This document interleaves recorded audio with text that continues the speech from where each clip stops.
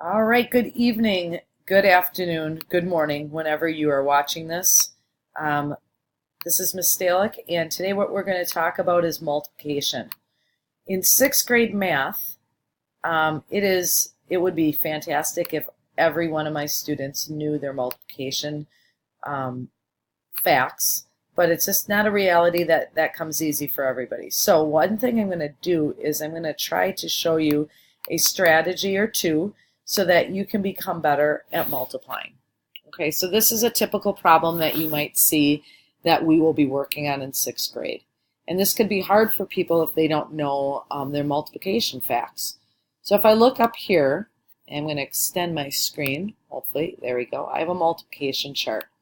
Something I want you to think about is the fact that as a student, you might not be strong in all areas of multiplying, but I bet you we can knock off a few of these that we don't even have to think about. Okay, for example, I know that you know your ones because 1 times anything is going to be that number. So for example, 1 times 12 is just 12. So right now we've already eliminated a good portion of our chart. The other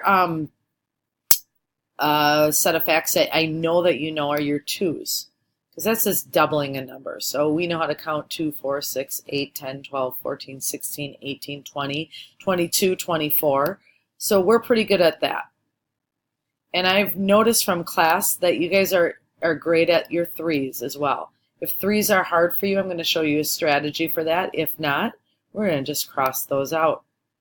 Fours, I have watched you guys take 2 times a number. For example, 2 times 4 is 8.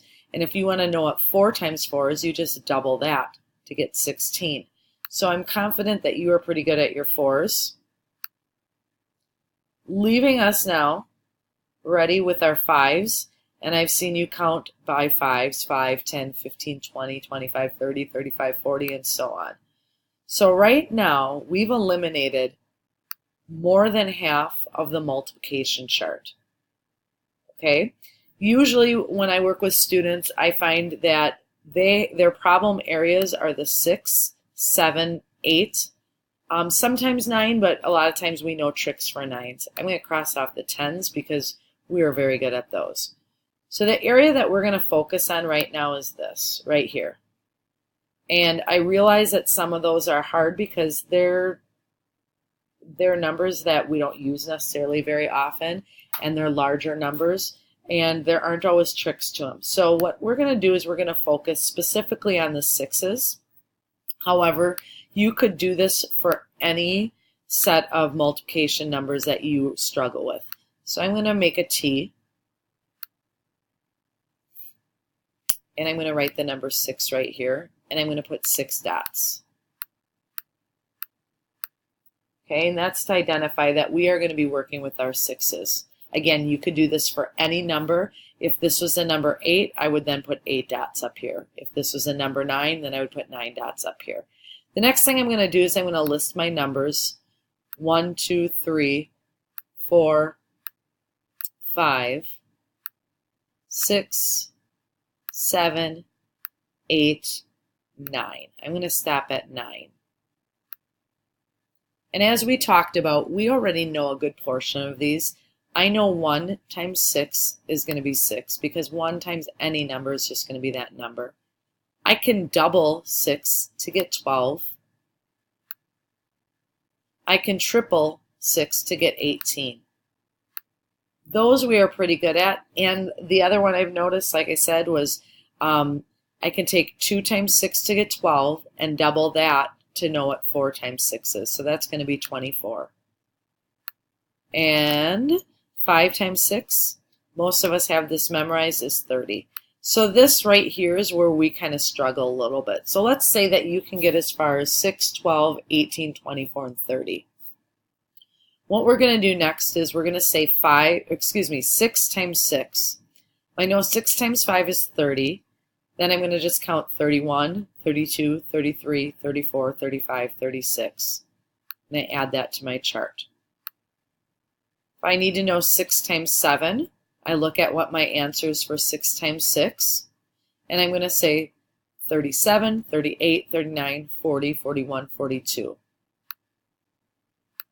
Notice all I'm doing is adding 6 every time. You could simply add 6 to this, and I can envision in my head that 2 plus 6 is 8. So I know this number is going to end in an 8, but let's check just to make sure. 6 times 7 is 42. 6 times 8 is going to be 6 more, so I take 42, and now I add 43, 44, 45, 46, 47, 48. And last but not least, we have 6 times 9. I'm going to start with my 6 times 8, which is 48. I'm going to count 49, 50, 51, 52, 53, 54. Now, here's the deal. If you know you struggle with 6s and you have a test that you cannot use a calculator on, I highly suggest that you create a T-chart with your 6s. If you struggle with 7s, make a T-chart that shows you your 7s. This seems like a lot of work. However, the more you do it, the more it's going to get stuck in your head, and you won't need it as much eventually.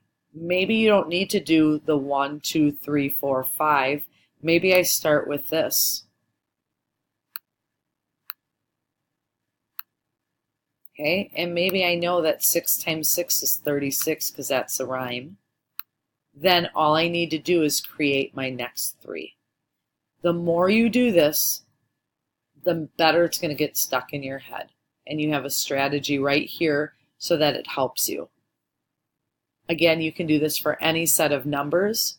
I wouldn't do it for numbers that you are really strong with. I would work on the ones that you aren't strong with so that you can eventually use that knowledge to help you solve a problem like this.